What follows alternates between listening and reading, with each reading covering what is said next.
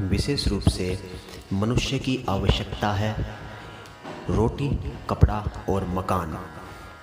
विशेष रूप से अन्न हमें पूरी तरह प्रकृति देती है और जल भी प्रकृति ही देती है।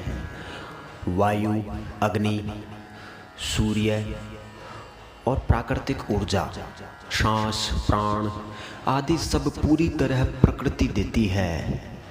यह हमें प्रकृति से मिल ही जाते हैं। तो हम विशेष रूप से किसके पीछे पड़ रहे हैं? विशेष रूप से हमें सब कुछ प्रकृति दे ही रही है, तो हम प्रकृति को छोड़कर किसी और चीज़ के पीछे क्यों पड़े हैं? हम फेसबुक, इंस्टाग्राम, व्हाट्सएप इनके पीछे क्यों पड़े हैं?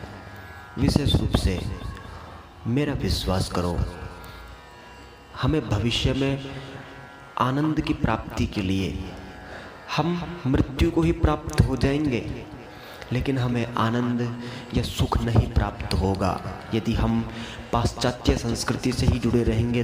तो यदि हम भारतीय संस्कृति में आते हैं, हम पूरी तरह प्राकृतिक भारतीय संस्कृति में शामिल होते हैं, तो पक्का विश्वास है जो परम आनंद है उसे आप प्राप्त करेंगे, क्योंकि जिन्होंने भी परम आनंद को प्राप्त किया है, सुख को प्राप्त किया है, वे सब भारतीय संस्कृति में ही किया है उन सब ने।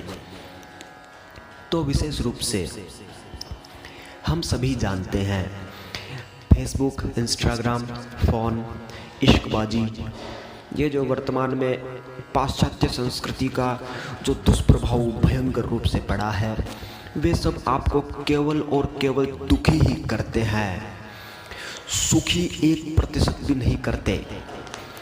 जो आपको लगता है कि ये सुखी करते हैं, तो आप बेवकूफ़ बन रहे हैं। ये पाश्चात्य संस्कृति आपको पूरी तरह नष्ट कर रही है, मेरा विश्वास करो। हम सभी जानते हैं ये इश्कबाजी है, ये जो गर्लफ्रेंड, बॉयफ्रेंड, एक्स फ्रेंड इनके चक्कर होते हैं, ये जो छुप छुप के फ़ोन से बातें होती है, ये जो जितने भी बकवास होती है वो आपकी बुद्धि को नष्ट करती है।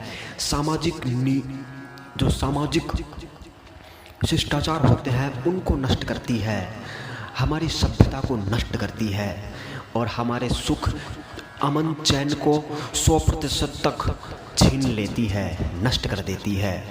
हम कहीं के नहीं रह जाते।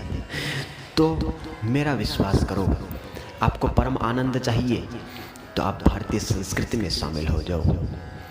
तो जल्दी करो, आज ही करो, क्योंकि जितना लेट करोगे उतना ही मुश्किल होगा। जितना जल्दी आप करोगे उतना ही आसान होगा। तो विशेष रूप से भाद्रपद कृष्ण पक्ष की षष्ठी तिथि, भादवा छठ तिथि, भादवा को कृष्ण पक्ष को छठ को चाना छठ होता है। यह हमारा त्योहार है चाना छठ। इस दिन कुंवारी लड़कियां व्रत करती है। मैं फिर से कह रहा हूँ, जो लड़कियां इश्कबाज करती है या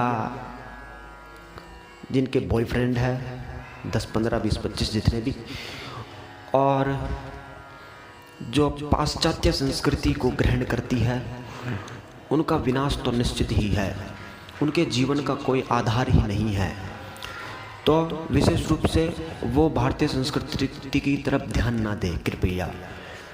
जो लड़कियां या लड़के पाश्चात्य संस्कृति से जुड़े हुए हैं, वो भारतीय संस्कृति की तरफ दृष्टि भी ना करें, भारतीय संस्कृति की तरफ मुड़कर देखे भी नहीं, क्योंकि भारतीय संस्कृति उनके कोई काम आने वाली नहीं है। और ये तो पक्का है, ये तो पाश्चात्य लोग भी कहते हैं, जो पाश्चात्य संस्कृति के लोग हैं, जिन्होंने पूरी तरह पाश्चात्य संस्कृति को जानकर उसे छोड़ दिया है और भारतीय संस्कृति अपनाने लगे हैं। तो विशेष रूप से ये तो पक्का है। जो पाश्चात्य संस्कृति में है उनका जीवन निराधार होता है, वो जीवन में कुछ नहीं कर पाते। उनके पास केवल शोक, चिंता, भय, पीड़ा, दुख यही भरे रहते हैं और कुछ नहीं रहता उनके पास। गंदगी, अपवित्रता, चरित्रहीनता, बस यही भरी रहती है उनके पास। इनके अलावा कुछ होता ही नहीं है। और भारतीय संस्कृति में आप शामिल होकर देखो एक बार, फिर आपको पता लगेगा। यहाँ ज़बरदस्त ऊर्जा होती है। तो जो लड़कियां हैं भारतीय संस्कृति से जुड़ी हुई है।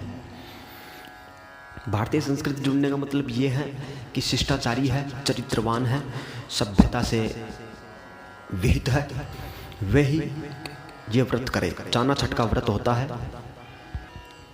इस दिन एक लकड़ी का पाटा लेते हैं, उस पर जल का लोटा और एक गिलास में गेहूं भरकर रखते हैं और उनके साथ दक्षिणा भी रखते हैं।